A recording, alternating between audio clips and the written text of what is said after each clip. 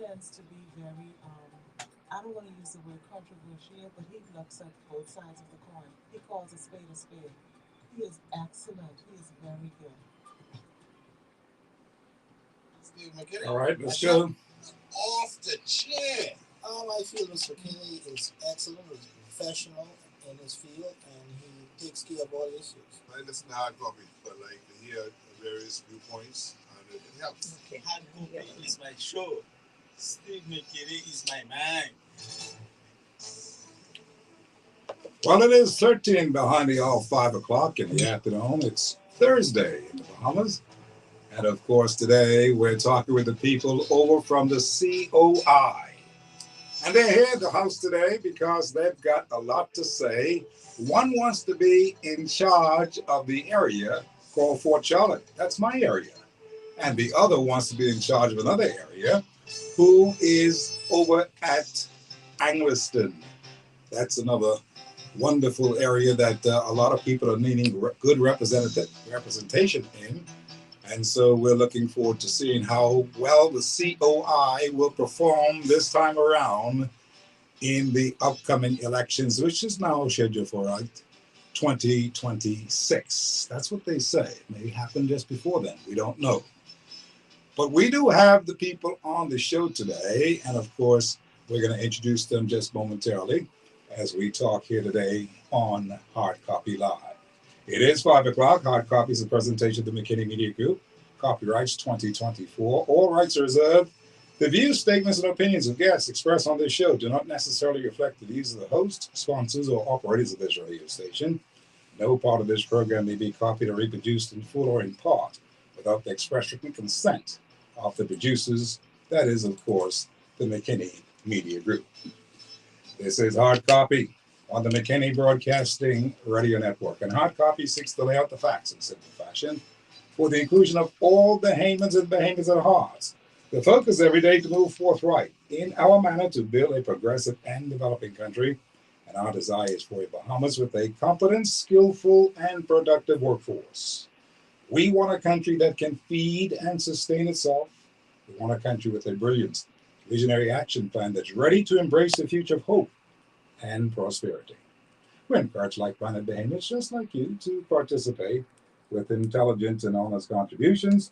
After all, my friends, we have a country to build. We've got jobs and industry to create, a people to inspire and empower, and generations of born and unborn Bahamians. We, the people, must protect and plan for. And if not you, then who? If not now, then when? On Hard Copy today, Daphney Ingrid Johnson, who hopes to represent the people of Fort Charlotte in the upcoming general elections. And of course, also with us, Faith M. Percentie. She wants to represent the people over in Englerston. They are both from the COI and wish to bring what they call real representation to the people in those constituencies.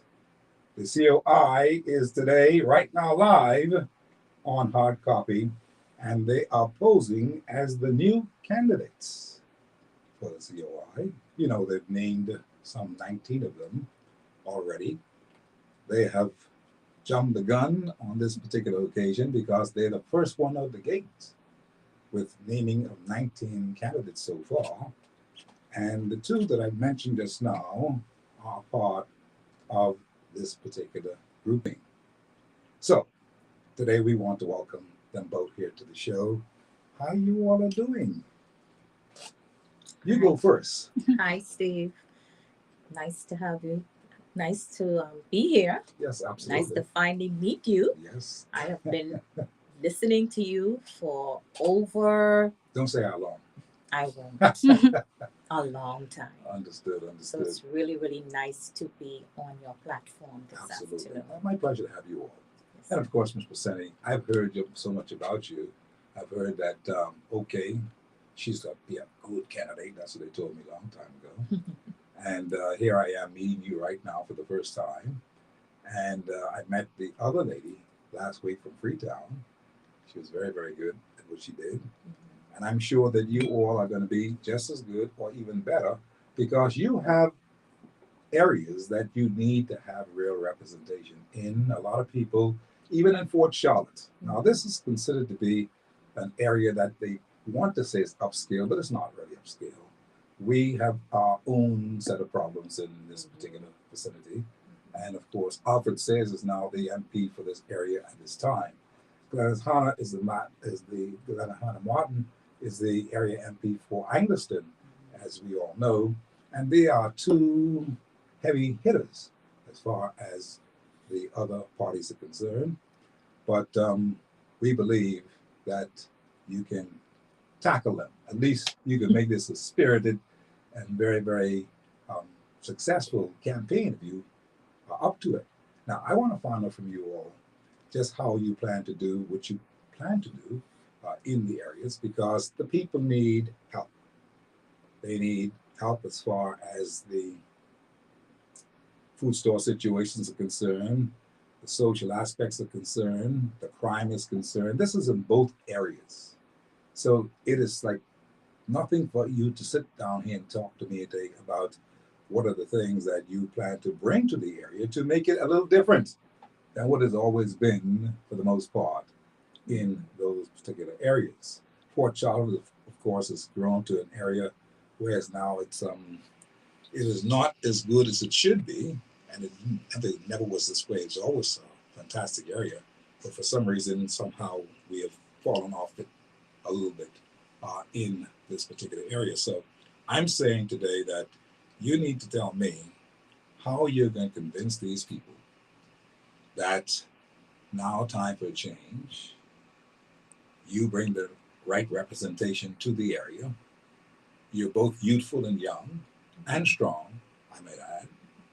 And you want to make sure that you're going to do the right things. Can we start out with you, Fort Charlotte? Sure. Yeah. So, Steve, this isn't my first rodeo in good. Fort Charlotte.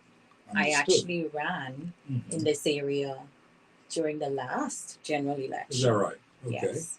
And, during my time on the ground canvassing Fort Charlotte, I found that even though you said that people like to believe that Fort Charlotte is an upscale area, really and truly we have persons within this constituency that struggle. I know. I'm aware of it. That's why I'm saying that. We do. We have people that are in need in this area. In this day and time, people are living in this constituency who can't even afford to put food Is that right? on the table for their children, much less in the cupboards. Having food in the cupboards in this day and time, in this constituency and the Bahamas at large, is a luxury. I can believe that. Because inflation is real. The cost of living is really, really high in this country, and this present administration is not doing anything to ease the burden of the people. Okay. It's a lot, Steve. We are not the government. COI is not the government. But every day I get calls. I'm sure Ms. Percentie get calls, and other candidates, our leader, chairman, we all get calls from people needing help.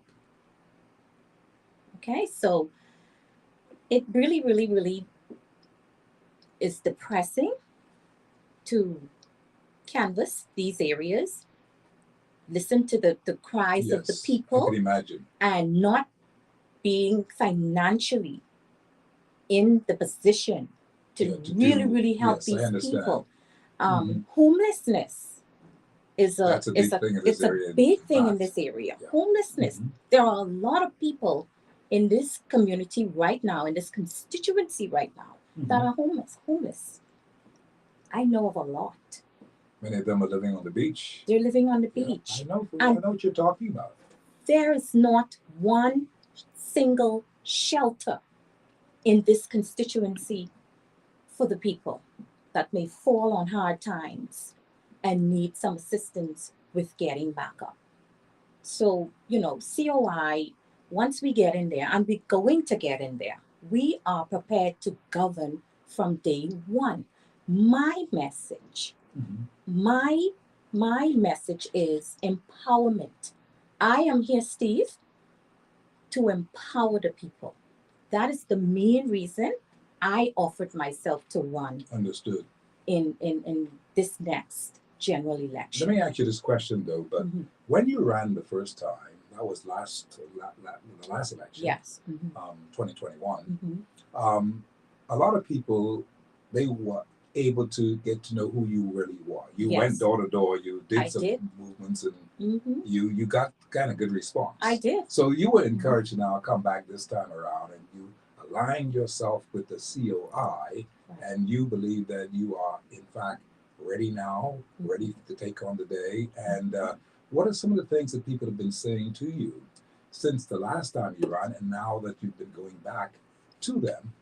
What are they saying to you right now? Well, I could tell you right now, the people are disgruntled with this present administration. Okay.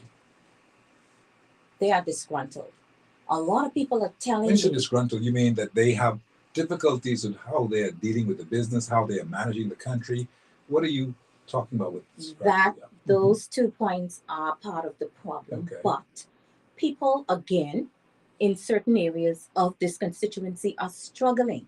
Okay. A lot of people told me that, Ms. Johnson, I campaigned for the present MP in this area.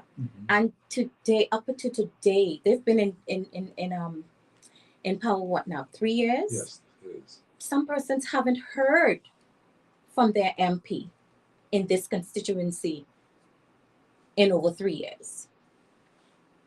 And that is not good, eh? They have not heard from them. Why do you think they've not heard from them? What have they been saying to you? Because, I mean, I understand what you're saying, because I in Fort Charlotte, I live in Fort Charlotte all my life. And I'm in Fort Charlotte. Right. And I can tell you that, no, we don't see the member of parliament the way that we should. Right. And I believe that because I am a man of influence in an area like this, every now and then they should pop in and say, hey, how you doing? Hello. Yeah. Because, you want to utilize the people with influence to make sure that you are doing okay. But I don't really see him like that. I cannot lie about him and say I just see him. I don't see him. Yeah. I believe that he wants to do better, and I believe that he should be doing better. But the truth of the matter is that if you can't see him, what do you do? And when people look at this whole matter and say, but we can't see him, we don't see the MP, we don't see this, and we don't see that, they're going to size you up and they're going to spit you out. Exactly. That is how the thing works. Yeah. And, another thing that they're saying on the ground is the fact that the MP looks out for a select few in this community. We need to move away from that. This Bahamas belongs to all of us. Very true.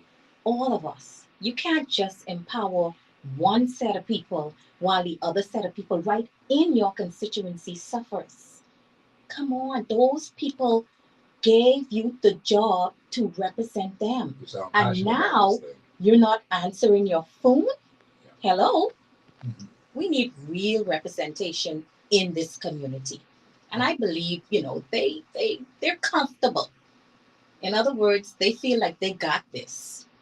The people ain't going nowhere. You think that's what's happening? That's how they feel. They really feel that way? Yeah. My goodness. I got this. So how can they have it and they're not seeing the people? I mean, Fred Mitchell, who's their chairman of the party, has been saying to them all along that from the day he got inside there in power, he said to them, listen, you got to see your people, you got to visit your people, you got to do this, you got to do that. And I believe the others in his grouping, they hear what he's saying, but they're not doing what he's saying. And as a result of that, you are telling me today, right now, that people are saying that they can't see the MP. No. Now, that's a bad report, simply because that's a reflection on him, because he can do better. He has the means to do better. Exactly. And he can do better. But what about you? Forget about him. He's now running, and I suppose he will run this time around, and maybe he'll. Some people are saying that they won't vote for him, but the point is that you got to concentrate on you. Exactly. What do you bring to the table now, and what is it that you want to really emphasize that for people to understand that you can showcase any problems that they have, that the present government has. You can showcase all those problems. That's not going to get you anywhere. Right. What are the things that you are looking at bringing into the fold of the people of Fort Charlotte? And this is a prime opportunity for you to say these things now, because it's 3 years out or 2 years out, and people want to know who this lady is by the name of Daphney Ingrid Lightburn. What does Johnson. Johnson, sorry. So, that's another name in my head.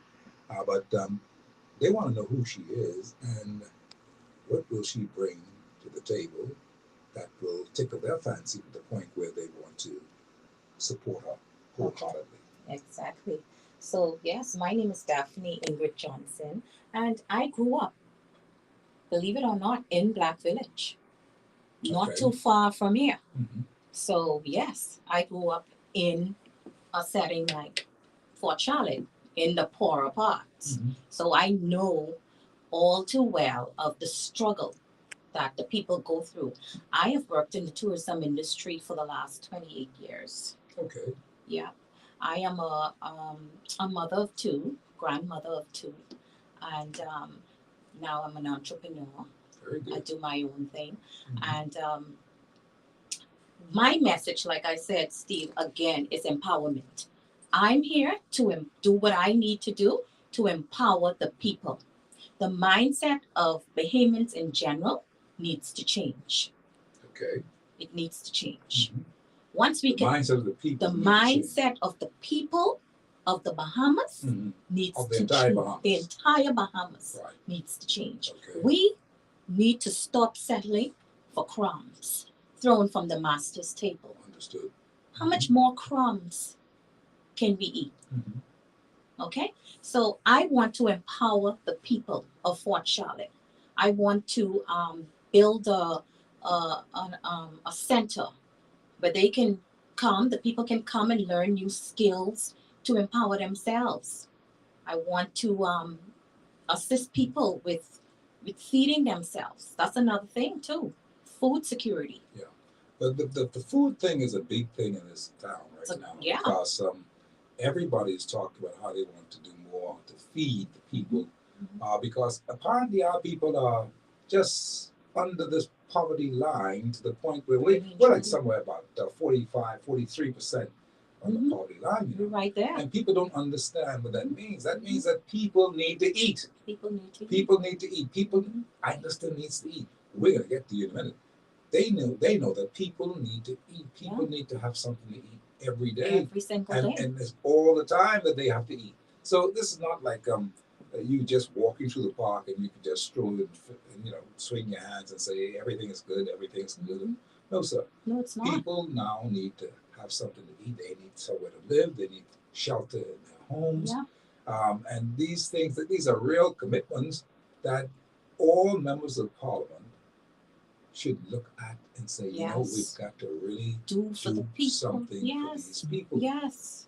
This is not a regular time, No. This is an unfamiliar time for the Bahamian people, Yeah. We've never been this low before, And as a result of that, people are now saying, boy, if only I could just, I'll just sell for a little corned beef and white rice. That's how people have just reorganized their whole lives because things are tough. Yep. Money's aren't going up. Things are very, very tough. You'll find that in the area in Englerston where you live as well. Things are very, very tough. Nobody wants to make a commitment to do anything better. Right. And you've got to see how best you can rescue the people. Right. You are the rescue team, You are the rescue team. You got to rescue the people. Yep. All right? We have to.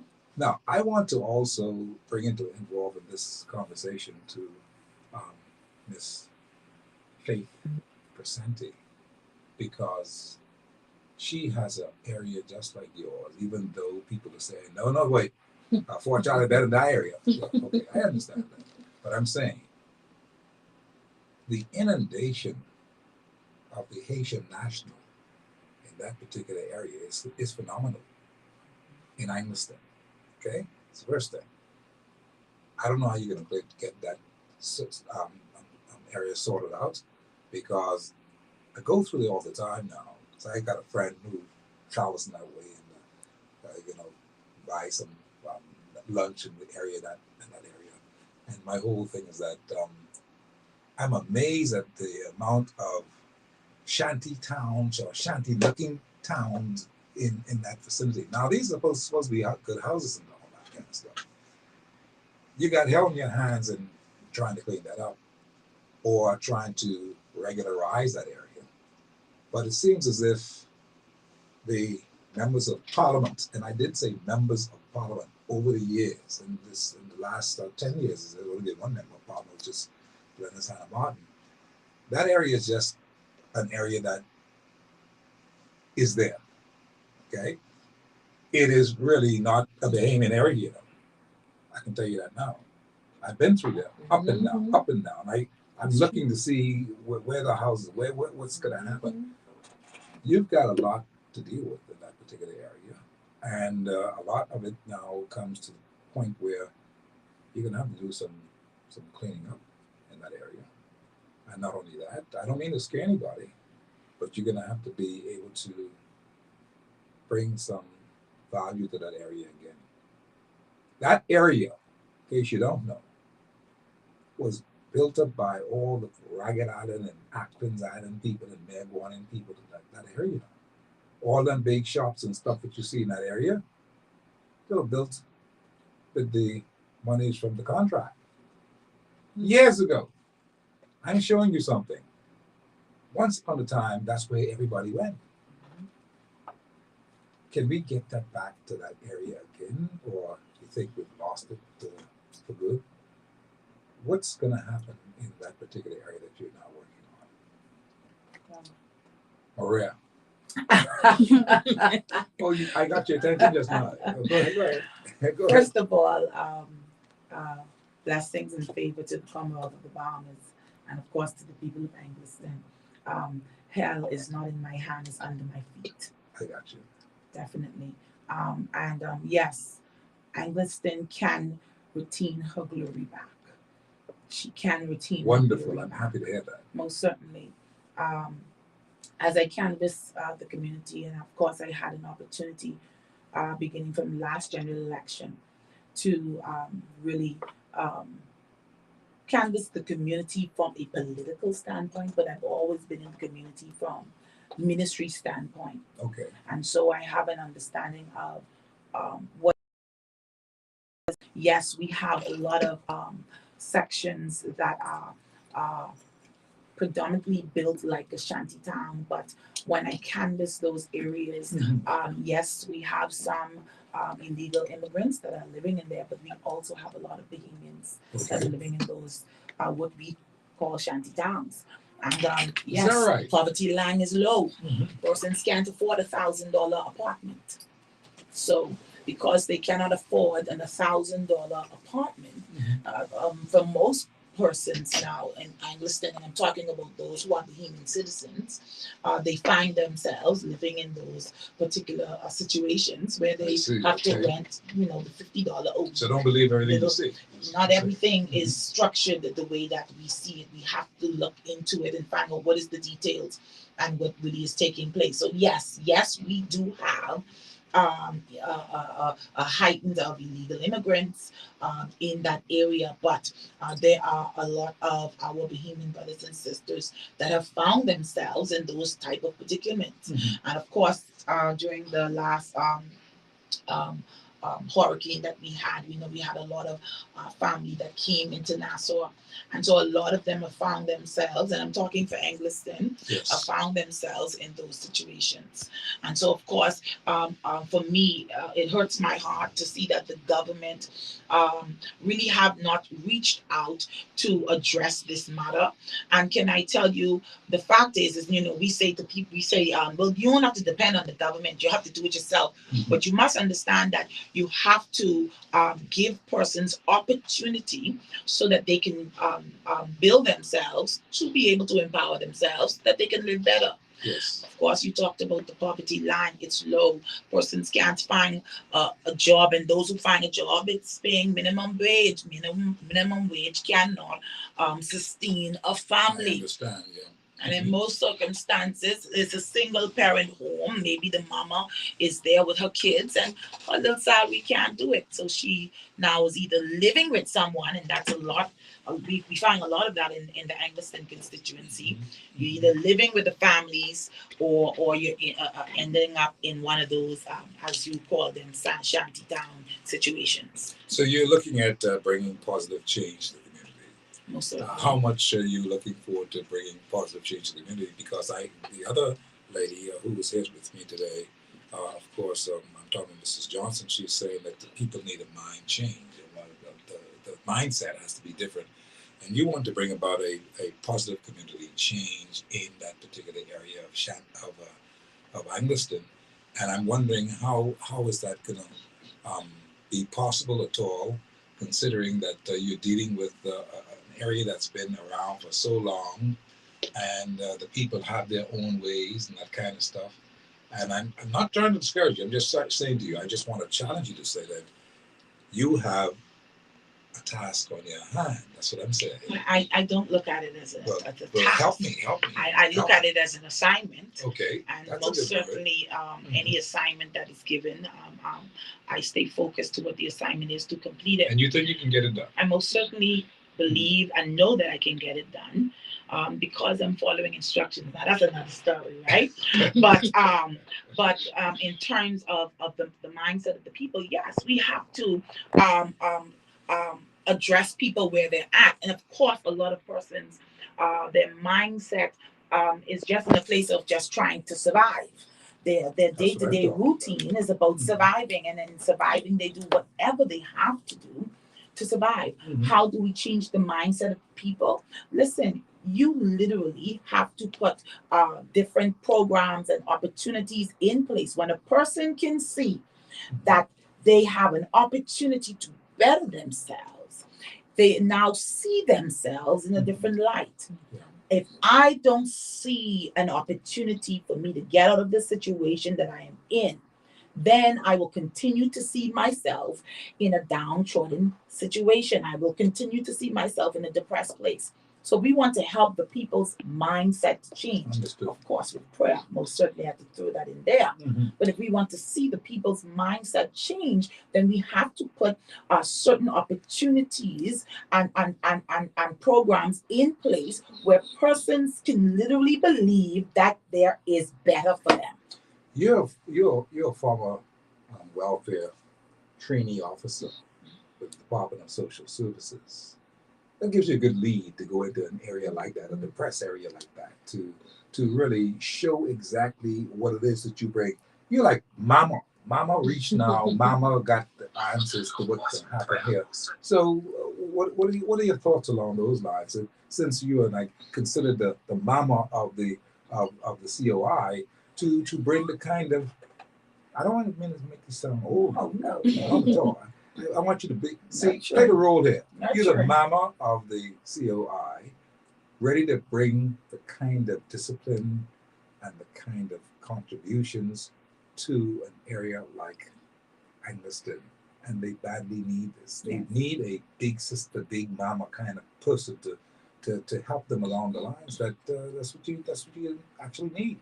Yes. What are your thoughts on that? Well, to be honest with you, during the time that I was in social services, I was in the urban renewal unit, and Englerston and Fort Charlotte were my areas. Right. They were the areas that, and so that's why I said I know I don't just know the community from canvassing, but I know the community from being out there and understanding what were the social issues that they were facing at that time and still facing now.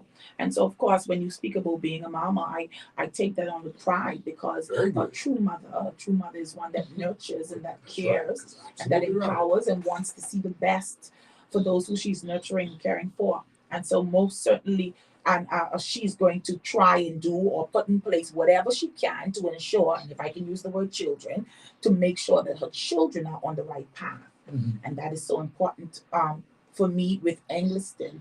The Englerston community is a long-standing community. I normally tell persons that Englerston sits in the middle of every other constituency. So we are the beacon. Therefore, we must reclaim back our stands. And Englerston is one of the oldest communities. And so most certainly the state that Englerston is in my opinion, Englerston doesn't have to be in that state. But there was no mothering taking place. And so because there was no You're mothering heavy, you're all right, you got it. There's no mothering taking place. We find ourselves in this position. My Lord. We find ourselves in this position. But definitely, we can arise out of the slump. How many areas you believe is under the same situation now, where the motherly love, the kind of nurturing that is needed in those areas, are not being done? Is that the landscape of what we're talking about here today, for the most part? Because the young lady from over in Freetown, she is telling me the same thing. I mean, she talked about the fact that she wanted to help with the people who needed the help from medical point of view, the people who needed housing, that kind of thing. I'm saying that a lot of these areas have been straight up depressed and neglected. Yes. But how did that happen? I mean, did we just move Comfortability. out? You just move out of the areas and didn't care anymore, and people don't care about the place anymore. Comfortability, and it's the government and the MPs got comfortable in their position where they didn't see a need to go beyond the basic that they did. Wow. And so and you have to understand that anything that you don't keep an upkept, it will eventually be ruined. And there was no upkept. If we look at Englerston is infested to the highest capacity with rodents. Yep. Oh my Lord. And of course we do have a garbage problem in Englerston. And I say we because that's where I live, right? And but something can be done. We live, and I'm going to put it out there, we live in the 21st century.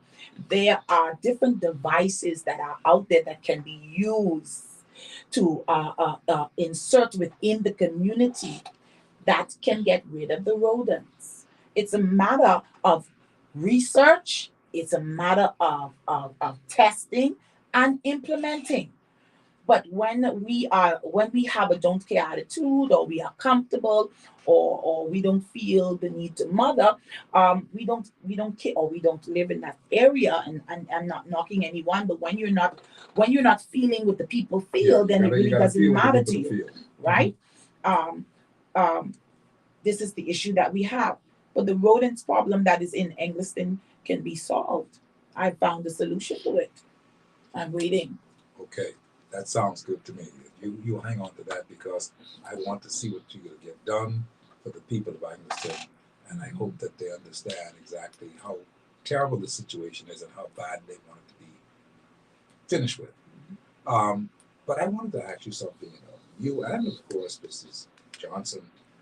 It seems as if the people of the COI, the executive of the COI, they are furnishing people in the various constituencies with people who have the know-how to get some things done. That's a good thing. It's a very good thing. They are furnishing people of the constituencies with people with the know-how to go in there, get involved, not afraid to roll up their sleeve and get in there. I saw Dr. McGyver the other day picking up the garbage down there in the area of the West, where she is residing in herself in out West. She was doing the garbage in Gambia, picking up all the garbage and that kind of stuff. And it was a very, very pleasant picture to see. Here's a pretty lady picking up all this garbage, and she got on her gloves and everything, but they're prepared to go down and get what they're doing done. That's a good thing. I see, again, Freetown. they're doing what they have to do. They're doing some stuff. And see, when you can't minimize the women's role in the area of politics, is what I'm saying. And I think you all are the fresh blood that people need to see right now. Nurturing, getting the families right, getting things right. And I think that's a big ticket in this political race this time around. I mean, it's fine to have pretty girls ahead and then that kind of thing. But if you want to be a beauty queen, that's up to you. I mean, go ahead, that's fine.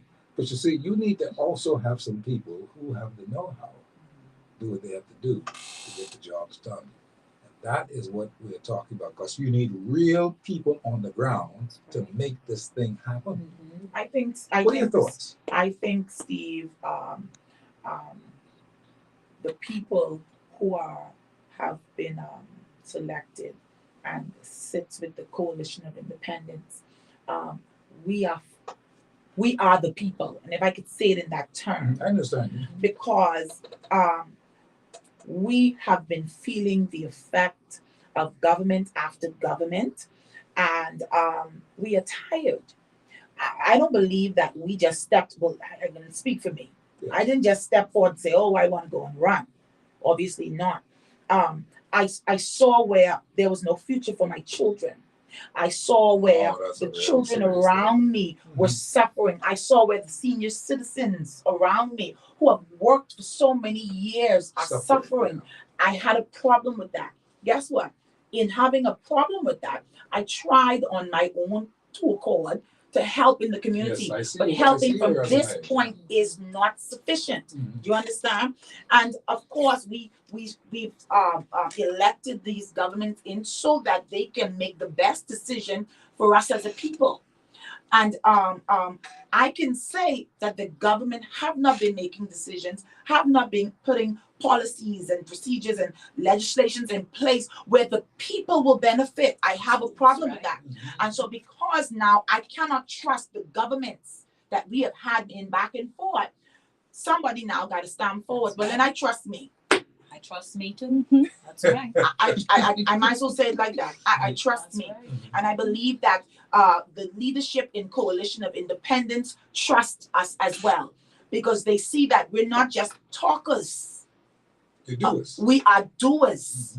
You understand? And that is what you're going to need in this hour. And when I say doers, I'm not just talking about doing because, oh, now they're in, so they're doing. I'm talking about we are doers. Go and search up our past.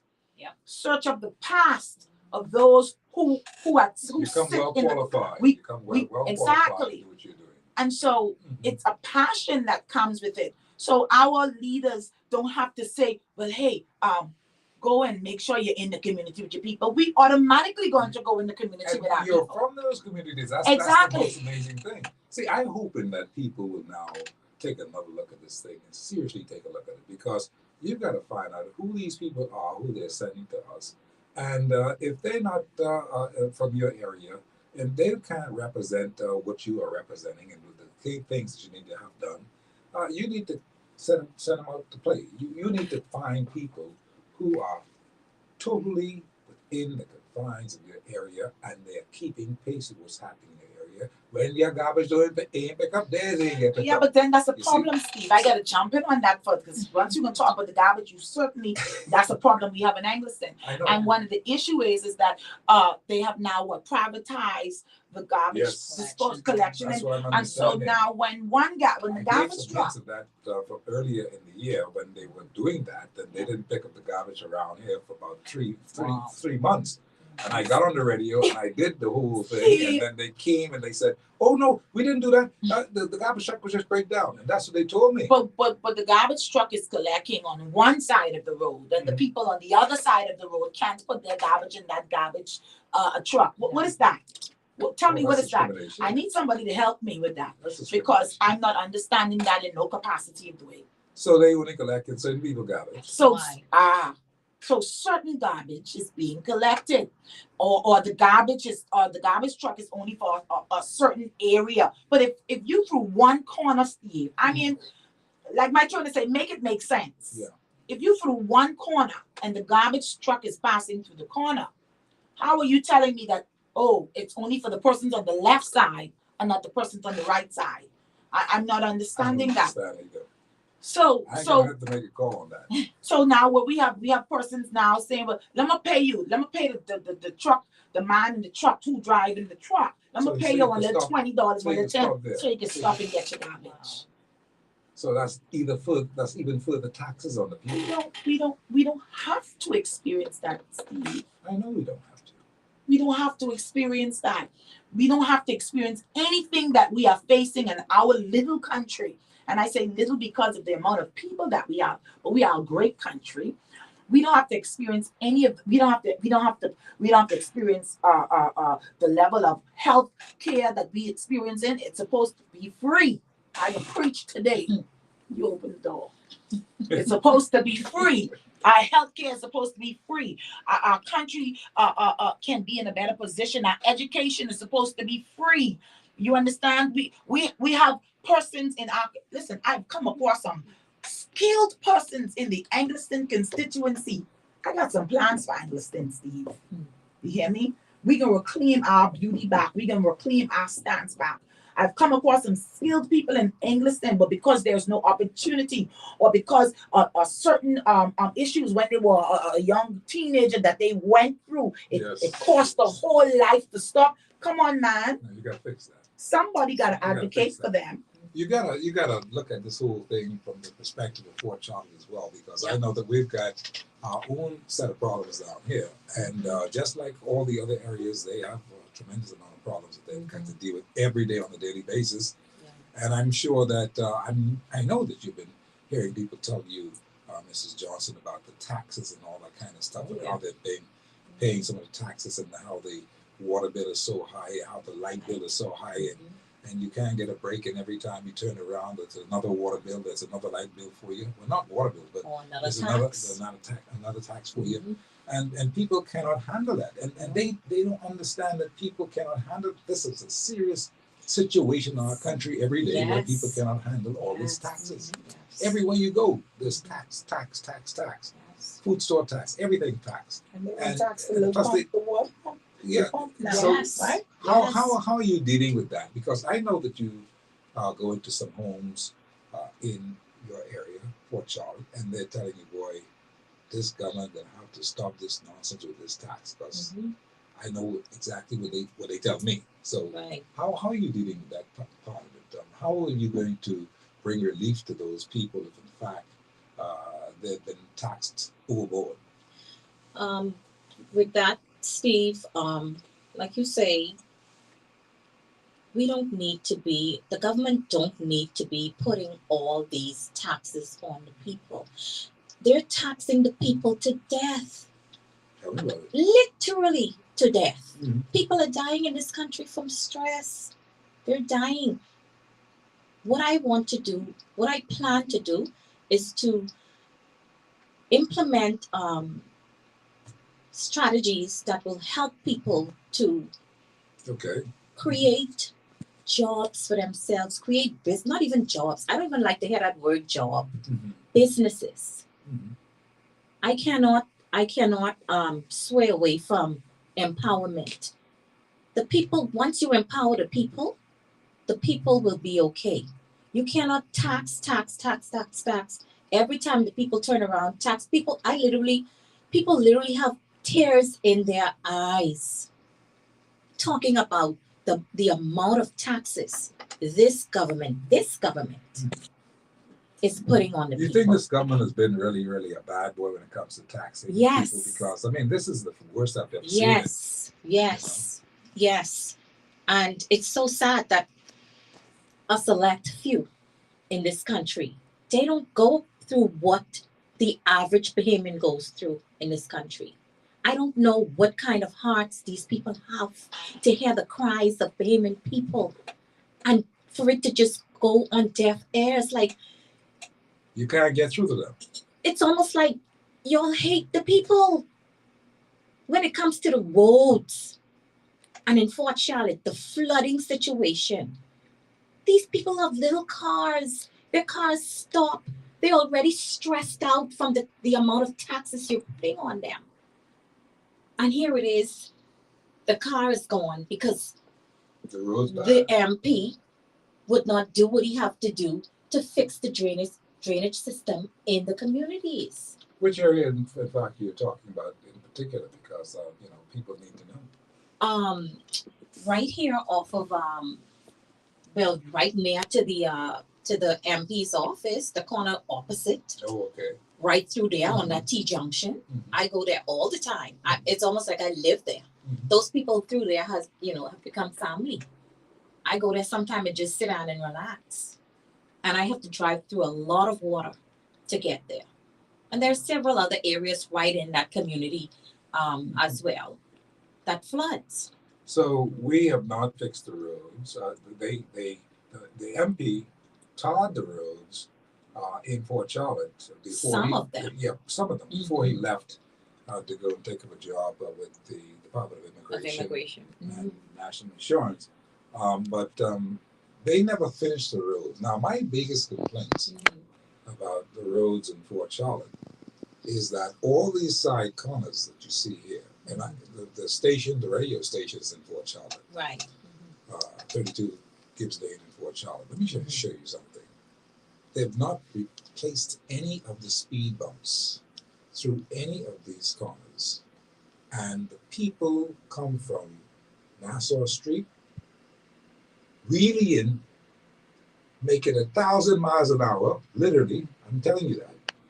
And they speed through these side. This corner is only about this big.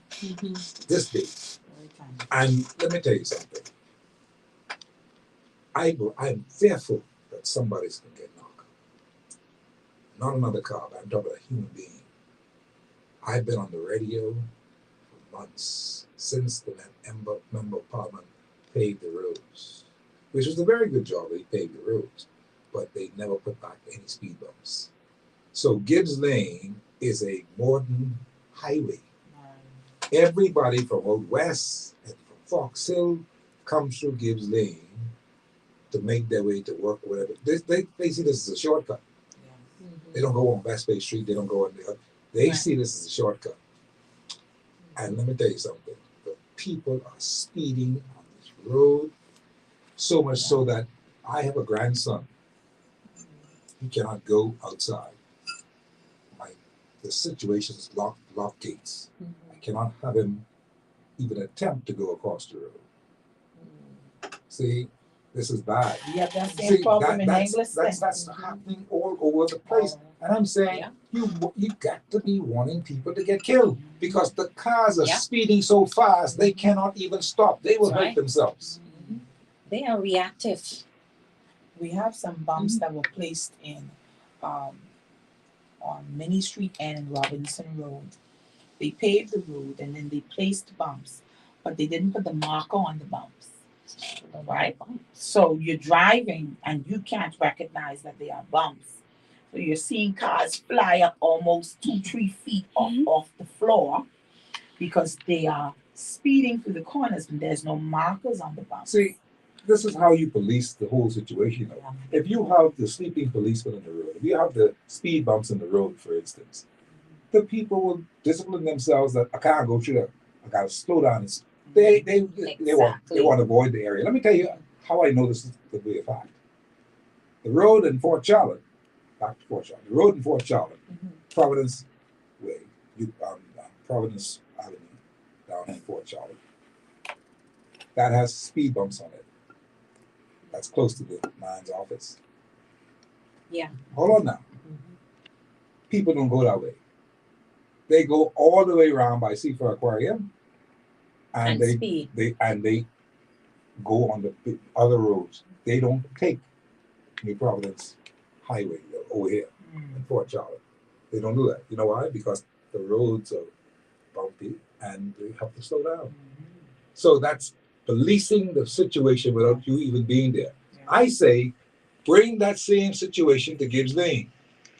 I say, bring that same situation for all the corners. So that the people can stop speeding. Speed kills. That's right. I've done everything possible that I can think of.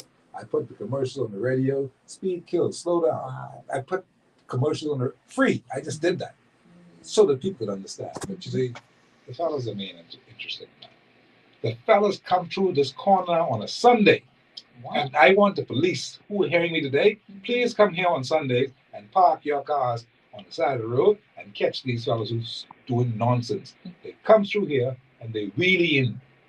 The fella wheelie in so much that his back is touching the pavement on the road. I mean, on the sun, and he's making a million miles an hour. See, these little things, they hurt me. They ache people who are. How you can just phantom these things happening every day, and you know it's happening, and I'm telling you it's happening. And I spoke with the people at the Ministry of Works and told them this is happening. But that's the thing, Steve. That's the issue. The issue that we're having in our country is that when you are reporting these different concerns, no one is looking into them. No one is addressing them. We are having that throughout the entire Commonwealth of the Bahamas. Nothing is being addressed. Well, how long we done been crying? I hear Miss Johnson talk about the drainage here in Fort Charlotte. What about the drainage down in Ridgeland and Englerston? Yes, how long? I mean, thing. Jesus, the people in them house, they gotta be changing furniture every other month. And the cry is there, right? The cry is there, but it's not being addressed. I mean, it's ridiculous. I was at the Ridgeland Primary School on what it was. I think on Tuesday we were there. It was hail and rain, the storm, mighty God, and the schools drainage isn't even clean. So if we're not if we don't look at these issues, and you know what, I think they look at them as small, mediocre issues, Steve. So they must look at it as small, mediocre issues because they're not going to address them. No one is being sent out. Who is ensuring that those who are supposed to do the work is doing the work? How about that? Who is ensuring that it's being done? And so when there's no accountability, Steve, when there is no accountability, that's when you have chaos. Because guess what? If ain't nobody coming to look over my work or to see that it was done, then I don't have to do the work. That's right. I don't know what we're going to do, but it appears that the whole situation is a little backward in our country, especially here in the Providence. And I can't imagine the folk in the areas like Grand Bahama and Apico and Eleuthera. We've got all kinds of problems. I mean, they got a water problem in Eleuthera, electrical problem in Grand Bahama, all kinds of things. These are big fixes, but no one is doing anything about it. And so I suppose we have to just swallow hard and say, well, thank God we still are here. But how we are here, it's a bad situation. But I want to congratulate both you ladies who've been here for the most part talking about some of the things that you have planned to do. And I want to get into some more. I just want to run to the break and play some more commercials. And when we come back, we'll just go and talk about some other valuable things that we want to really touch bases with today and find out exactly how you're going to do what you have to do in Englerston and how you're going to do what you have to do, what you must do in Fort Charlotte to bring about the kind of changes that you'd like to see. All right?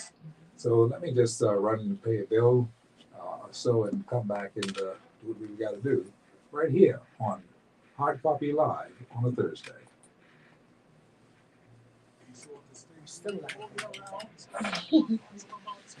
Hello. Hello. Yes.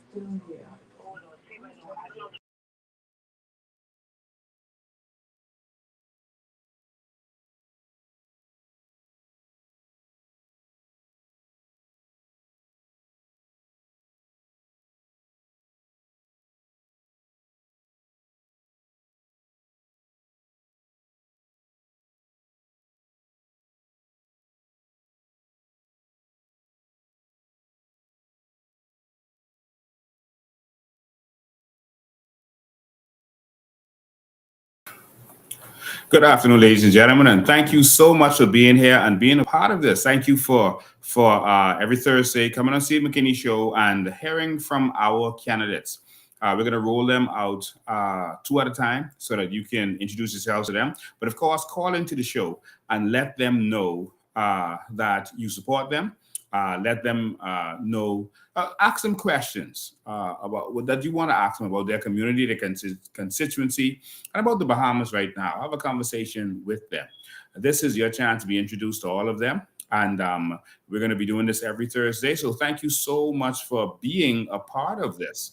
And we'll get back in a minute. They're on a commercial break. I wanted to address something that happened today. And that is that leadership of the Coalition of Independence went to Cabbage Beach to stand with the people of Cabbage Beach that were on Cabbage Beach, and there's talks that a developer is coming in to try to move them to get access to that right of way that we've been fighting over for years and years, that many of us have been arrested to stop them. That now they have a new scheme, and that new scheme is that they want to offer those people $300 a week. So instead of them making what they can make on that beach, which could be $1,500 a day, $1,500 a week, as entrepreneurs and being free, they want to now enslave them. They want to make them slaves to these hotelers that come in. And that has some consequences. And we want everyone to understand this. The consequences are dire. That means that you no longer have a right to that right of way because you work for them. So now they will have the right to that right of way. That's one. Two, they can offer to hire you to come and work for them for an extended period, and then they can fire you after a month, after 2 months. They can say, hey, your services are no longer required. All of the stuff on this beach is ours because we gave it to you. And so you have to get lost, and we now have control of this area. And so they're trying to swing the Bahamian people like they always do. And it seems like the PLP, who started this thing, is selling out to them again. And so you would remember first, the PLP actually authorized them to use that right of way, that public right of way, which is the access to Cabbage Beach. Initially, when persons found out what was going on, it was when they put the gate up. When they came to work that morning, there was a gate up, and we went down there and we removed that gate. We had them get rid of that gate. Because we removed it, we tore it down. We were arrested. I was on bail for 2 years for that. We were arrested for tearing down that gate. And of course, they couldn't put it back up because we started educating the people about what a public right of way is. A public right of way is almost like a road with no name, but you have an access to it. So them putting a gate there was the same as putting up a gate across East Street or Blue Hill Road. It's similar. And so we went there and took it down. And that was under the PLP. And so when the F&M got in, and of course the F&M and PLP work together, they just flam you and swing you. When the F&M got in, they allowed it again. And so the same persons came and closed the same gate. We went back out there again, and not only they closed the gate, they removed all of the people's umbrellas, chairs, everything that belonged to them. They put it outside on the side of the road. They littered. And so we went out there and opened the gate again. We oversaw it. Of course, some of the vendors are the ones that physically took it down. We gave them instructions on what to do. But we opened that gate again and helped them carry all of their stuff back in there. And of course, they carried their stuff back in the gate. And the government realized that, hold on, we look bad now because, and that was the F&M, because we stood up. Minutes came out there the first time with us. And we stood up. Now we're letting these people do this again. So the government had to stand down again. So government changed again. And so now they are trying to do it in a different way. So Brave feels like, if we just go let them get it, it's going to be political. Lincoln and them are going to come and fight. They're not afraid to get arrested for this. And so we got to do it a different way. So that's why they came with the Trojan horse and the poison pill, the poison apple, by telling them, hey, come take these couple jobs and we'll allow you to just be there. Okay. And remember, in law, if someone allows you to be there, you are accepting their ownership. So we just want to tell all of our Bahamians who are out there and on that beach, do not accept a job. Let them keep their jobs. Slavery is over. I'm Lincoln Bain. I'm a runaway slave. And I am telling you to stay on this journey of freedom with me. Do not accept their tricks. There's a lot behind it. And I'll do another live and explain this to you properly. I am right now in Florida. That's why I could not be there with my people today. My children live in Tampa area where the storm was coming, and they're the most important thing to me. So I had to jump on a plane and get over there to remove them from that area where there was danger, which is what I did. And I had to ride out the storm in Florida. And so God has been good and protected where I am. And so I'll be right back to continue the fight for the Bahamian people. Of course, there is PLP trolls that are on that beach, and we're fighting for them also. And there was a mishap, a misunderstanding that happened today, and I want everyone to understand that it was a mishap. All right. I'll explain that a little later. I think we're going to soon be coming back to Steve, to Steve's show, and as soon as they turn on the camera, I'll go back to them. But there was a mishap. A lady was walking her blind husband, and she's a hardcore PLP. Everyone knows her. Was walking a blind husband, and she was walking carelessly with him, and she instead of leading him properly, caused him to step on someone's foot. He's blind, so he didn't intentionally do it, but she should have led him properly. And he stepped on someone's foot, and so she kind of moved him off of her foot. Of course, it's a painful experience. And then the lady started to attack and get violent, et cetera, et cetera. And so persons didn't, really, go back at her too much. But that happened, and there should have been, calm heads, and person should have said, it was a mistake. Don't worry about it. Let's let it go. And of course, later, someone claiming to be his daughter, that I know is his daughter, came out there saying she was coming to defend him. I don't think he needed any defense. It was just a mishap, young people, you're in the club, you walk on someone's foot and you get in a fight over that. That makes no sense. And so I think that was a misunderstanding, but we need to stay focused on the real deal. The real situation is that they're trying to take away rights of Bahamian people. Your right to access that beach, their right to use that beach as a right of way to do their business, the tourist rights to use that beach as an access. And so we have to stop selling out to these foreigners. We have to. Ladies and gentlemen, I'll be back with more. So we'll get back to the commercial break and to the Steve Mckinney Show. But thank you for watching.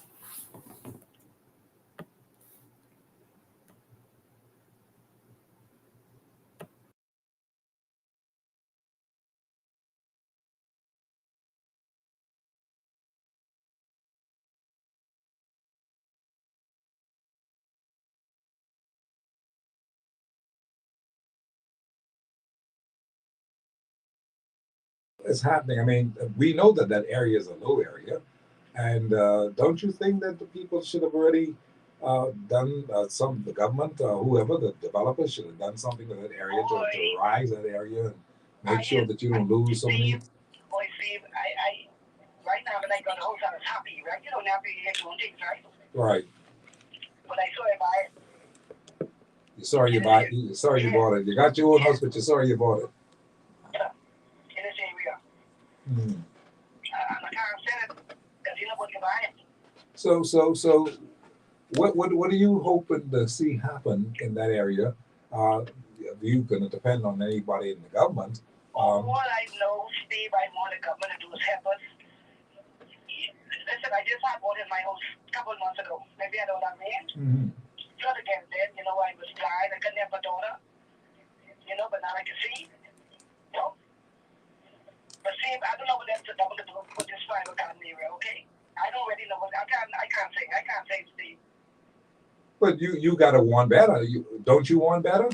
Yes, I want better, Steve. Well, if you want better, how are you just gonna just relax and just say whatever they do, whatever they do? I mean, you've got to make an effort to make sure that these people don't be doing no fool and they taking good care of you. See, I don't want everybody getting there doing the same thing to us. Better get it. I'm not saying there was two ladies here, but I'm just saying to you, everybody get it.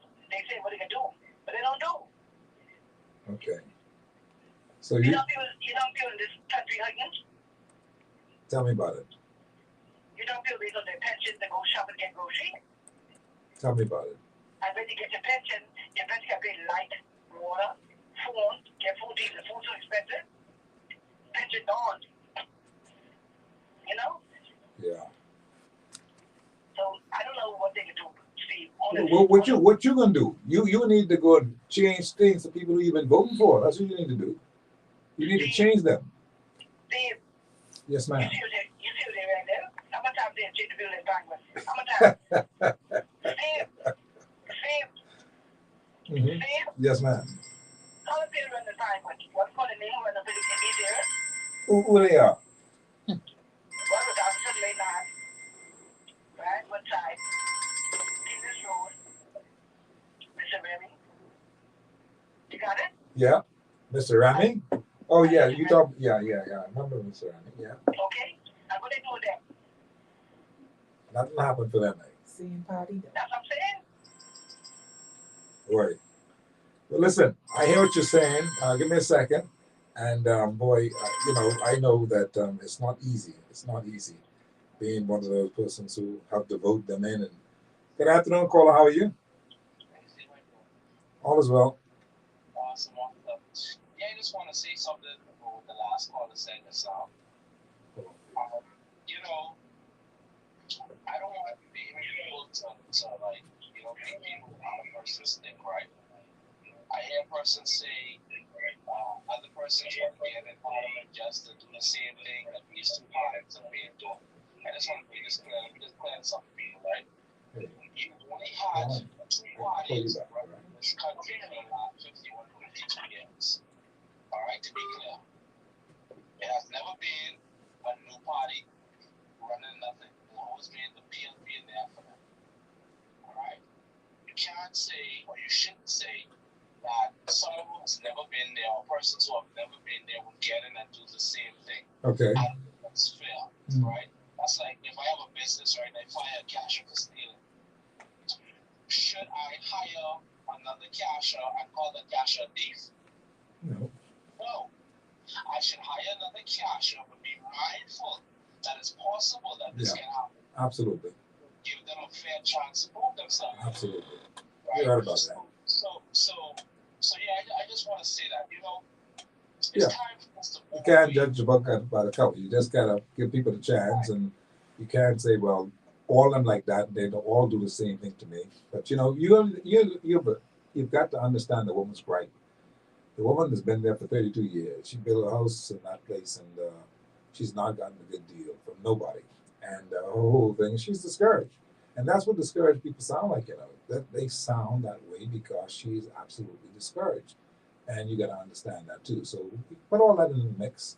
And hopefully you can say to her, well, give some other people a chance, and maybe they won't do this nonsense to you, what the others have done to you. But you got to give yourself a chance by giving them a chance as well. Correct. Yeah. That's it. I got you. Right. But she must be mindful that there's only been two parties doing this thing. Yeah. So you want better, you have to do better. Absolutely. They say if you keep doing the same thing, expect a different result is insanity, right? Mm-hmm. So if you keep putting the PLP back there, you keep putting the FNM back there, and you keep getting the same results, what you expect, I appreciate your call. Yeah, that's it. Thank you. I got you. And that's how it is. I mean, he's right. You got to give other people a chance. See, if something don't work for you, and it don't work for you again, and then you give another chance, and it don't work for you again, now, time for you to do something. You got to fire them. They ain't waking up for you, buddy. Fire them. Start again. Start all over again. And that's all this thing is, That's it. This is the science of it.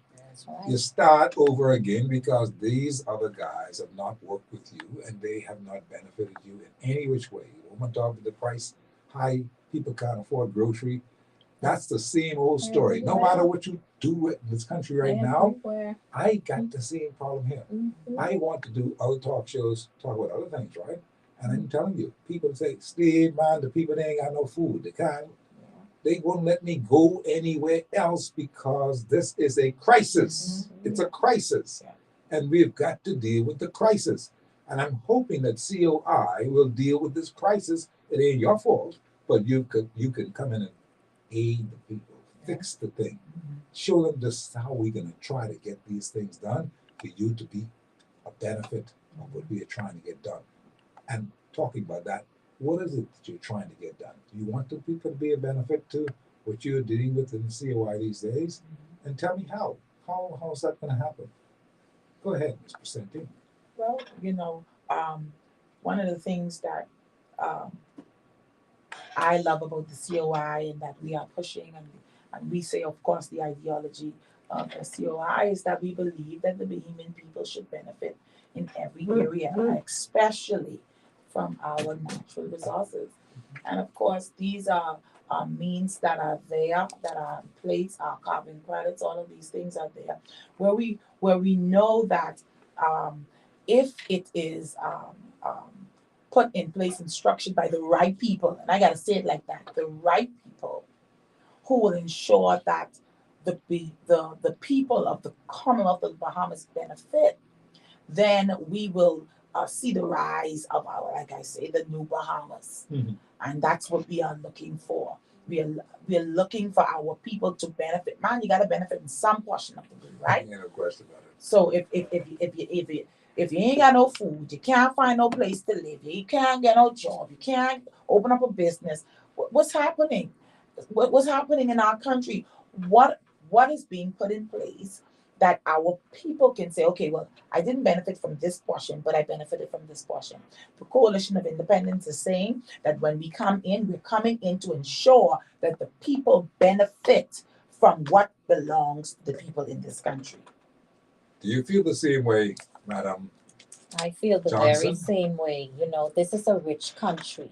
This is a rich country. This God gave us this jewel of the sea. Why do we have people in this country crying every day over the cost of living in this country? When the COI takes the government, when we get into the House, and we will get in there, we are going to ensure that every Bahamian benefit from their natural resources. Why do we have to borrow, and then the expense from what you borrow falls on the back, not on the back of them that borrows, but the back of us. IMF. Everywhere IDB, you go, Monetary Fund. yeah.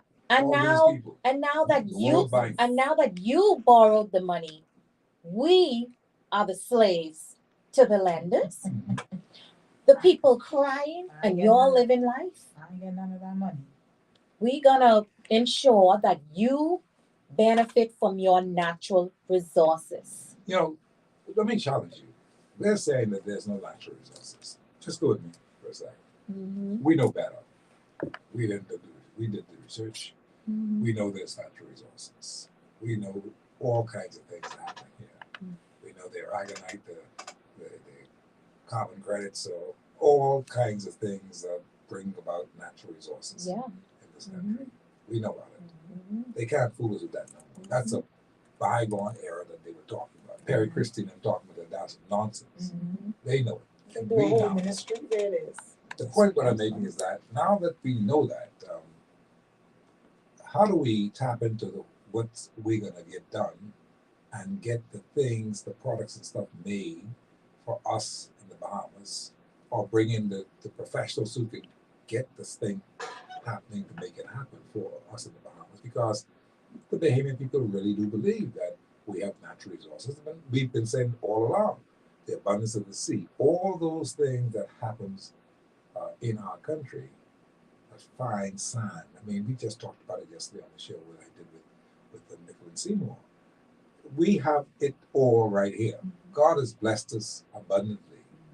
We have more than we need. We have things that we can give away and all.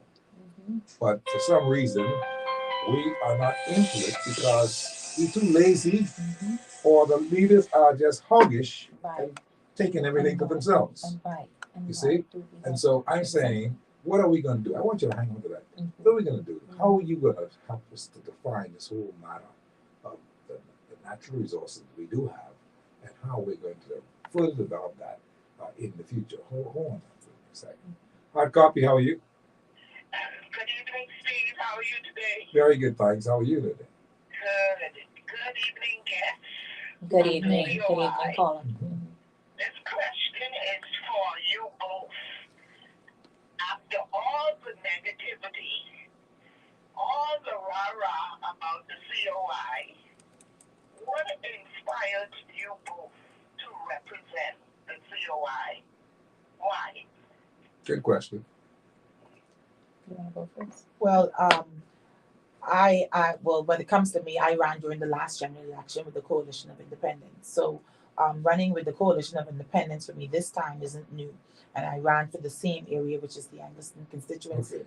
Mm-hmm. What pushed me to run with the Coalition of Independence? Two reasons. One, because I looked at Vision 2025. I looked at what was the plan that they had pushed out in reference to the Commonwealth of Bahamas.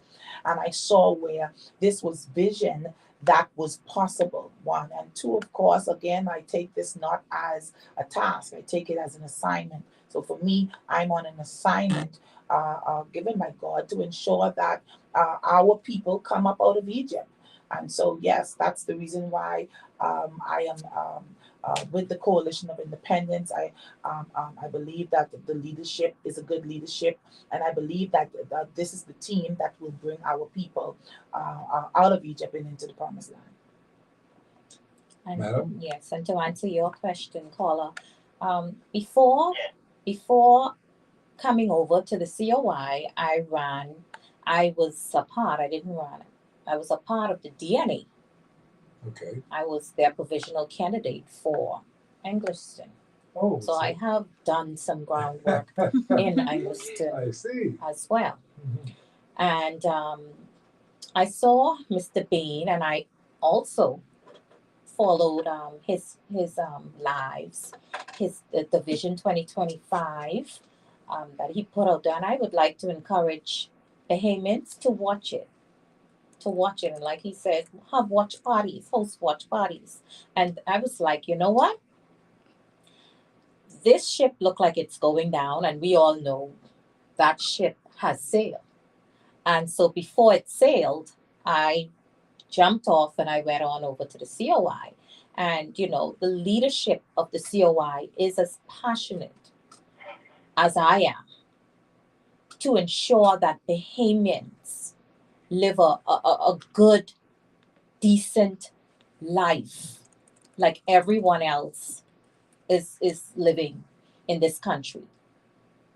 Okay, so empowerment and wanting to take our Bahamas to another level is my reason for being a part of this great organization. Are you both prepared for the adversity and the lies? And matter of fact, I understand they come and offer you a couple of dollars. Are you that strong to withstand the lies of the devil? That's a good question, Okay. madam. That's a good question. But I can say this: the devil don't like me, and I don't like the devil. And so, most certainly, I'm not in this for what you can gain. I want the masses to be able to reap the benefit. And I understand where you're coming from, caller, because temptation is out there. Mm-hmm. The adversary is out there and want to sway us off. But for me, I'm focused. I'm focused on what the assignment is. And furthermore, I'm an open book. Everything about me is an open book. There are no skeletons in my closet because I live that type of life. And so whatever they come in for me with, they can make up something. And the only thing I do is call on the name of Jesus and continue on my assignment. And to answer your question, caller, I would say that the truth will always outlive a lie. So we can't be sidetracked on what the naysayers are saying and I call them the one-track mind people are saying. We have to move forward. We have a country to save. You understand? You could say what you want to say. If you find out something and I did it or I didn't do it, I'm going to own up to that. But other than that, I have to move forward. I have a country to So that's the save. spirit. That's the spirit. Yeah, the bigger fish. Yeah. Yeah. Anyhow, God bless you both, and I hope you all, not hope, I know you all gonna win. Thank you. Thank you, Thank Carla. All the Thank best. you. Fantastic. You know, what's actually happening here is that people have their minds set Yeah. on what they want to see happen. Mm-hmm. If nothing else happens in this country, the good thing is knowing that there's a group Mm-hmm. of persons out there who want to see change. Yeah. And that alone is a big encouragement, you know, because at first we were so stuck on this two-party system that we didn't see how we can get out of this jam. But now that there's a group, at least there's a group out there who are saying that, and they look very, very serious, because we now know that there's a group. We now see they have plans. Another option. It's not just a group; it's a group with a plan. They have plans. That's what they want to do. They have the natural resource plan. They have all those things in a row. They know what they're doing. They want to do these things the way that they want to do it, right? But the people themselves have to let go in their mind and they say, you know, we've got to go along with the program, or we've got to at least look at what these fellas are saying. What is it that you're bringing? And that's the big story now. When they ask, what are you bringing?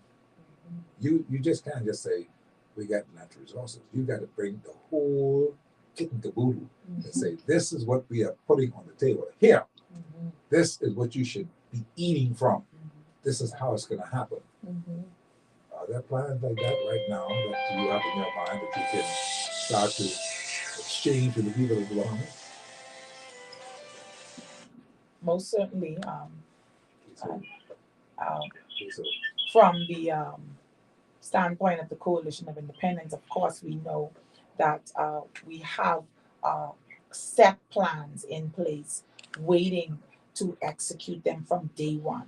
And of course, if persons have been watching the lives of our leader, Lincoln Bain, and even our deputy leader now, who has been putting out our chairman. So I believe that persons know and understand the strategy and what is in place, so that when we get in power, what we will do from the first day for the first 100 days. We have an outline for that as well.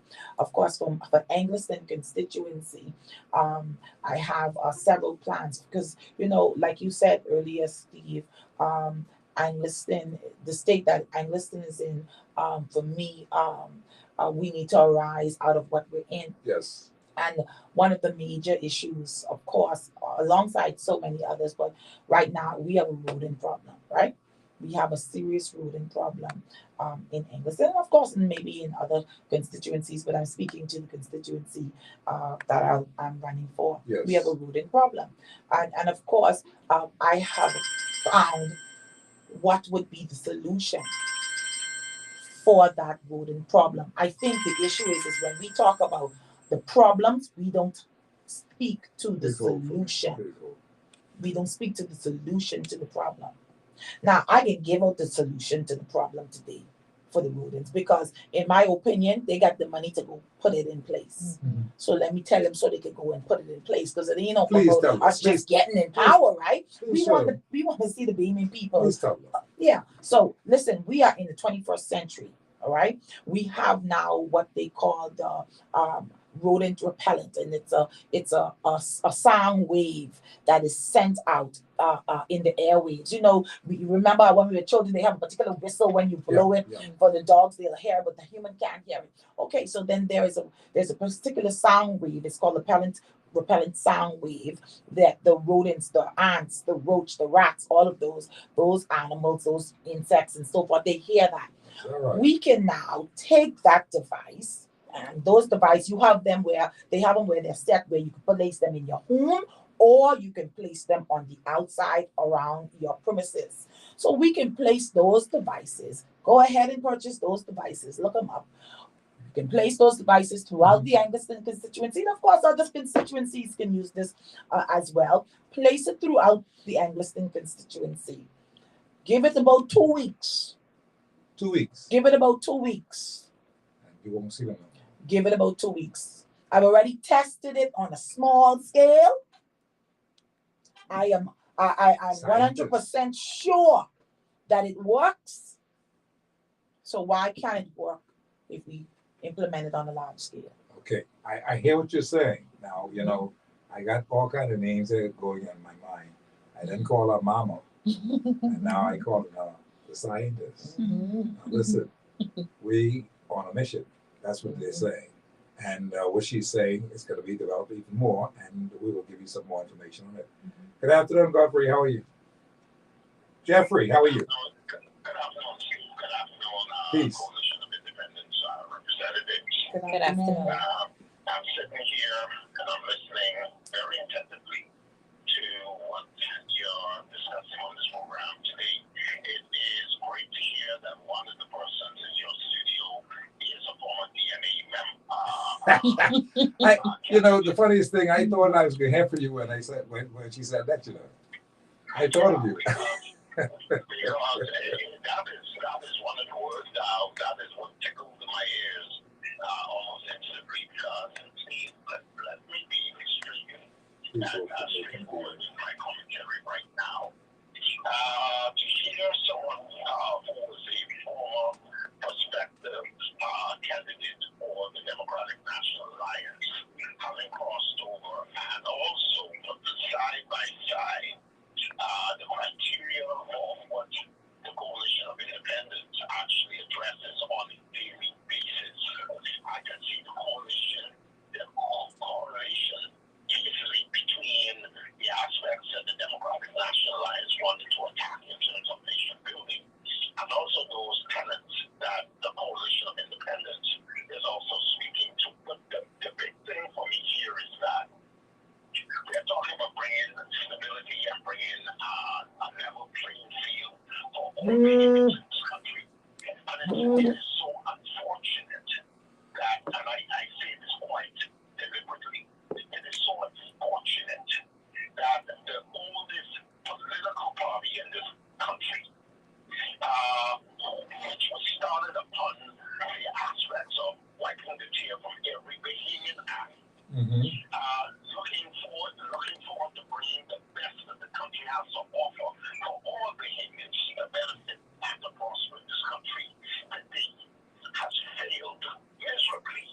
2 years in with this current administration, and the average Bahamian in this country right now, I'm saying this thing with a heavy heart, but also understanding the dynamics of how people in this country take politics and really treat people when they compete in party that was supposedly so much for the people, and have failed miserably in bringing that level of relief that we envisioned that they spoke to, that they would bring to the people, but yet today the people still continue to be denigrated in this country because of their political choices, denigrated because they critique the current government and their policies that they pass that has not in no way, shape, or form benefited the average Bahamian in this country. But all that could possibly change now, my brother. All that could possibly change, because you got a COI there, and these guys seem to be gaining ground, whether they like it or not. A lot of people don't want to believe it, but they are gaining ground. All around this country, they're gaining ground. And Steve, I can agree with you to a large extent with that. I mean, there's still some things that I would like to see the Coalition of Independence actually put forward to the Bahamian people. Right. To really get them to understand what really is the real mission of the Coalition of Independence. But let me say this while it comes fresh on my mind. It is so sad that so far what the COI really espouses for the benefit of the Bahamian people, I can see that they've never been in government before. They have some really great ideas on how to push this country forward, and there are some things that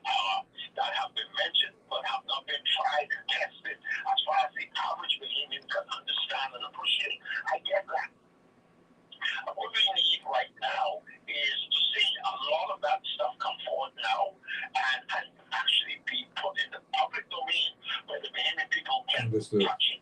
Understood. Touch it. Not just hear it, but touch it. And likewise, we understand that there are still those that no matter what you do, no matter what you present, they are so polarized to their particular political party. Despite the shenanigans that the parties are doing, they will not change because they Absolutely not. They claim they were born that and they would die that. Yeah. But I'm going to tell you, I believe that if we are able, and I'm saying we now, because I am a nation, I do consider myself a nation builder. I do consider myself as being one of those persons when they come down to God and country. I will fight and die for this country. I do stand on those principles. I do stand on the principle of integrity, which a lot of our politicians today, sadly to say in our parliament, seems to lack. But I'm going to end with this note. The Coalition of Independence, the DNA has done very well in this country as a third force. We did quite well in the time frame that we had. The Coalition of Independence now is on the periphery. They are now getting the traction that is needed. You guys need to reach out to all of those persons, like I said, despite of party affiliations, despite of the love for other political parties.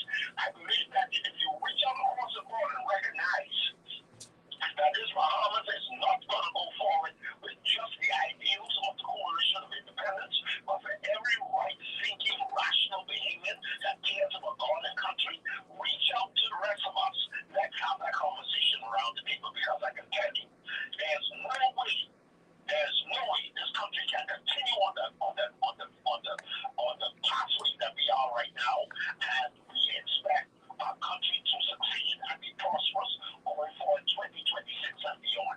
We have to fix this problem now. We got to get everybody around the table regardless, and let's have that conversation on how we're going to build the new Bahamas going forward as a people. Well said. Well said. Well said. We got other calls on the line. Yes. Good afternoon, caller. How are you? Good afternoon, caller. How are you?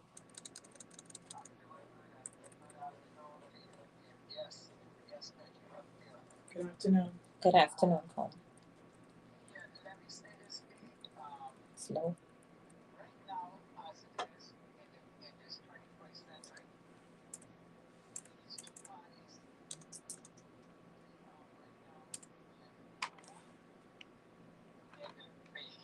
Flesh. Okay. And what I would like to encourage my Bahamian people, young and old, that are eligible to vote, please, I come to you.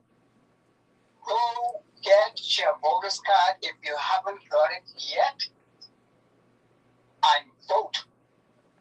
But don't vote for the P, no, the FNM. Vote for change in this upcoming general election. Because, let me say this to you, Bahamians in general, if you don't do it this time, get it right this time, we might not have another time. So you better do it now. Do it the right way this time. Because we have learned over the years, decades, that these two major parties, they are not interested in the Bahamian people. As long as they can get their way and get their pockets greased and full, they ain't checking for us. So we better put new faces, all new faces, in that House of Assembly. And Bahamians, let me put that out there. Bahamians, we need a Bahamian party in Parliament as of this next election. Pure Bahamian blood, not foreign, because they don't know our country. So let's vote right this upcoming election. Appreciate your call. And that will make me a proud man before I leave this place. I want to see new stuff in there right now. I got you, sir. All the best. So, I would end that right there. I want to put that out I think you made your voice very, very clear today. You put it succinctly today. Encourage those young people, because the young people are angry, they're fed up, because they don't know what to do. But we as the older ones need to encourage them to go and do the right thing. Just vote. Thank you. And vote right. Steve, enjoy the rest of your evening, and to your guests also. Thank you, sir. Thank you. All right. Okay. All right. No problems at all. Say, do the right thing. Anybody wants to do the right thing? And We do hope the right thing in this They do the right this thing. season. But you know what? Even what the caller was saying, I agree with him. I'm encouraging persons to go and register to vote, and it's so important for you to take this opportunity to register to vote, because of, even though we are we looking for it to be in 2026, but who knows? If it happens before then, you want to be in a ready position. You want to be in a ready position. And you know what? Of course, to those young ones who have come out of school, you just turned 18. Don't wait to go and get your voter's card. Don't wait to go and get your voter's card. How are you appealing to the people who are away in school, those people who want to see change in the country? A lot of them have been calling. They're saying that they want to see change. A lot of international calls always call the show. And their whole thing is that, y'all didn't get this thing sorted out yet. They want to see improvements made along the lines of who are the ones in power today. They want to see some changes be made, but they're not seeing that yet. So that is an encouraging thing for Lincoln Bain and his group to make sure that they are going to show signs of how this improvement, how this encouragement is going to happen, so that the people who are away can come home and join into this flow of making sure that this country is going to offer them the kind of position that they want to have happen to in this country, just by the fact that they can come home and work. A lot of them want to come home and work. They want to be here and work. They don't want to be in the States. They want to come home and work. That's the thing. But a lot of things get just the not happening. jobs. Yeah, but you mentioned earlier about the vision that the Coalition of Independents have, 2025 vision, and how we want to ensure that we have the right people with the skill set to implement those outlines. But guess what? We have so many trained professionals all around the world. They are waiting for the Coalition of Independents to win the next general election, so that they can come home and be a part of the development of our country. Exactly. Because they're skilled in it. And there's no reason why they cannot play a part, but simply because the present government chooses not to put things in place that calls our people back home. And so I believe the encouragement for the younger generation, this generation of persons, they are listening now. They are listening to the airwaves. We are in the tech age. We are in the social media age. So and that's why I'm happy that the coalition, we flood the social media platforms. Why? Because this generation is the social media generation. That's another reason why you all should not do bad at all, because you're talking it to the people every day. Very much. Every time you turn around, you see things on Lincoln Bain, you see things on McGyver, you think things on Charlotte. All these people are just making a contribution where it counts. And that's what people are reading these days. But more to come. Yeah. Yes, most certainly more to come. A lot more to come. Most certainly. And the two, of course, like I said, more of our young persons are into the social media. And so, of course, the social media platform is what will get the message out there to our young generation. And you're looking at people like around the age of 23 or 21 to say 30, yes. 35 Yes. years old, that kind of thing. Going up to about 40, 45 Yeah. as well. Yes. Yeah. 40, 45 as well generation, because they're now, they understand that, okay, well, they want to learn more about the Facebook and the Twitter and the Instagram and so forth. And so, of course, we're utilizing those platforms to get the message out to the young people, even if it's only a little snippet, because a little snippet can give the information that is needed to prick someone and say, hold on, wait, I think I need to go and register to vote. Yeah. And so we're using those platforms, and we're going to continue to use those platforms and any other platform that is open to us. So, Mrs. Johnson, what else do you have to tell us today from the area of Fort Charlotte that is enlightening news to us, especially those of us who are over 60? What's happening for the people in Fort Charlotte? Are they getting the kind of things that they need to see happen right now, other than the old age pension, that kind of stuff? Are you seeing some improvements, or will you be bringing some improvements in other areas that the older folk who have grown in the area and who have made their contributions to this area, can they look forward to some things that will be special, a special bundle that will be coming from the COI? Yes. As I canvass the constituency of Fort Charlotte, for the elderly, we could be doing more, because this constituency is how old, Steve? Fort Charlotte is Fort Charlotte's always been here. Always been here. Yeah, we've been around because from that time. Because we Fort still Charlotte's have always been here. yeah, we still have people and still using outer toilets in this constituency. That's true. Even elderly people have to leave their dwelling place to go outside to a building that's not even the best to relieve themselves. 51 years later, we still have people doing that. Still have the people using all the pumps. And the water pumps, the outer pumps, that kind yeah. of stuff. Yeah. And when it comes to the elderly, I want to do more. I want to build like a center for the elderly, a home, somewhere they can go and spend a day or even stay. Because a lot of the elderly in this constituency, they are being forsaken. I'm hearing it all on the ground.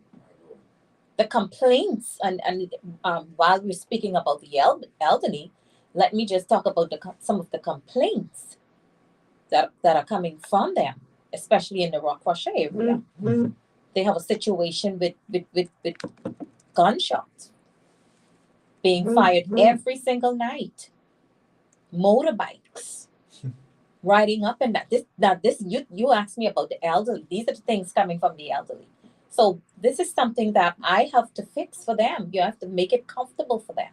So building a center for them, for the elderly of Fort Charlotte, is a way to get them out of their homes, away from the chaos. Yes. Somewhere where they can enjoy with their peers, persons with same age, and just live out the rest of their lives, peacefully. What about events and social at the center? activities, At the center, yeah. No, I'm not just talking about the social. At the same time, I'm talking about other events. We've got a whole place here called Fort Charlotte, and we used to once upon a time go up there and do things all the time. From jogging, from jogging to exercising to all kinds of things, to even having your little further sale, that kind of stuff. These things have been discouraged by this particular government and by the previous government. It's been discouraged. Yeah. People cannot even go and do those kinds of things anymore. In fact, there was a time when I went to the fort just to have lunch, just right from my office to have lunch. Really? Okay. And the fella asked me where I going. I said, the security, right? Yeah. I going right there. He said, what you going there for? I said, that's where I can eat my lunch. Because I was like, you gotta be crazy. You asking where I going. I said, that's why I'm gonna eat my lunch. He said, yeah. He said, but you gotta pay. I said, pay what? I said, my boy, listen here. I said, you don't know me. You don't know who I am. You don't even know what I bring to you. I've been living in this area all my life. Exactly. You come here talking about pay for what? I said, I'm not paying to go anywhere. This is to go through the air on top of the fort. See, what he meant I had to pay to go to the fort, to the actual fort, Inside, to the fort. Inside, yeah. But he didn't make that clear. So when he got that when he got that to me and I understood what he said, I said, "Oh, you mean to go to the fort?" I said, "I'm not going there. I want to eat my lunch." He said, "Oh, okay." But you see, the whole thing with them going to the fort, you cannot just go there and do things anymore. They're not stopping you from doing it, but you've got to be almost pushy. Yeah. This just happened 2 weeks ago, Really? Yeah, I'm here living in this area all my life. Was he aggressive? Because No, I know of aggressive one. He wasn't aggressive, but his attitude wasn't right. You see? Yeah, I've encountered one. The point what I'm making is that the first thing is this is what I know. You can't charge me to go to no fort, not me. No. You can't charge anyone from Fort Charlotte to go to no fort, not them. And they have this rule that they have. They don't even work in Fort Charlotte. They don't even know when it's Fort Charlotte. And I'm talking about right now. Who has implemented the rule? Yeah. Exactly. This is the antiquities They people. only, I believe that the antiquities people entered that rule. Yeah. But you see, I'm just showing you a point.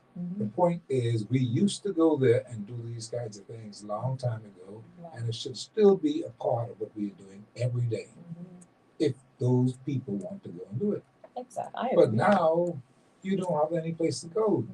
And that's why I'm saying you've got to do more than just the community center. You've got to bring activity back to Fort Charlotte to make sure that people are enjoying themselves because it's our fort.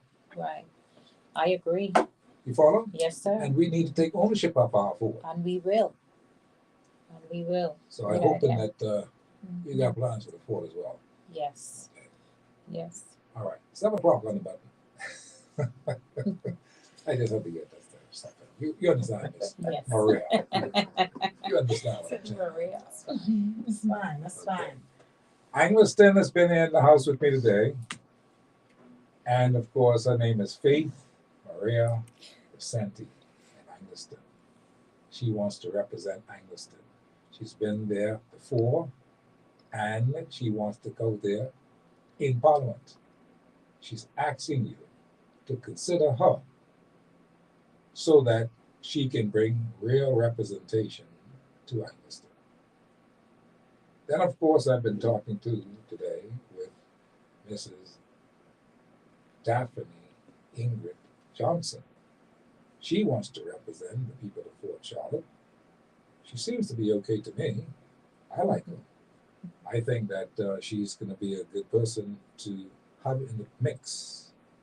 We need some women there in the mix. And sometimes we've got to just make a mad dash for some things to get the kind of things that we want to have happen and make sure that we're going to be okay. Because the future belongs to us and our children. All of my children you see here, they live in Fort Charlotte. All of them. You know what I mean? We got some say in the matter. All of them. And that means then that who comes going to have to come tough. Who comes going to have to be real from the point of view that you come to do something. You come to bring something for the people. You come to make sure people are happy. You come to, they ain't want all no fridge and stove. We got them things. School bag. Please. That ain't what we want. We want to see true representation in an area that is a beautiful place to be called Fort Charlotte. All the tourists from all over the place come here every day. Stop in the farm, stop in the yard, looking at the trees, everything. They know what life is supposed to be like. They love this kind of thing. They see the chicken on the thing crowing, laying eggs. You understand what I'm saying? that's real development. That's what we are supposed to be known for. And you can have people telling others you can't do this, you can't do that. Not in Englerston. Let's get this thing right now. We've got to make this thing happen. I wish you both the best of luck. I seriously mean that. Mrs. Percentie, I think that you mean well for the people. You bring the spirit of a good attitude, spirit of a big mama, spirit of a scientist, talking about that whole thing about the rats, the infestation of rats and all that kind of stuff. It's germsy and nasty. You can't have that. No. You got to fix that area. Most certainly. Try your best. Just try your best. Ask the people to assist you in helping to bring this kind of thing to fruition. That whole thing you're talking about, the sound wave thing, Yes. Get that happening. Yes. Get it happening. You see? And that's how you're going to show people that you mean what you say what you mean. And if they see you doing that effort, hey, I believe that they'll assist you and support you. It's the kind of thing you've got to get done. Little things mean a lot. Remember that. That's right. All right. So I thank you both for coming here today on the show. Thank you for And having us. I wish you the very, very best of luck. Okay? Thank you. Fantastic. That's our show for today here on this Thursday. The day is the October 10th, 2024. And we'll see you tomorrow when we come back to the show. I think tomorrow we have on the young man from the Prime Minister's office. At least he's tentatively set for tomorrow for the show at 5 o'clock, so we'll see how that happens. And we've rescheduled him for tomorrow. We'll see exactly how it goes tomorrow here on the show. That's the Trey Remy. He's going to be here tomorrow on the show. So that means that the gentleman, Bernard Young and Mark Clare, will have a day off tomorrow, but we'll see them on Monday or so. Okay? Goodbye for now. We'll see you when we do. Let's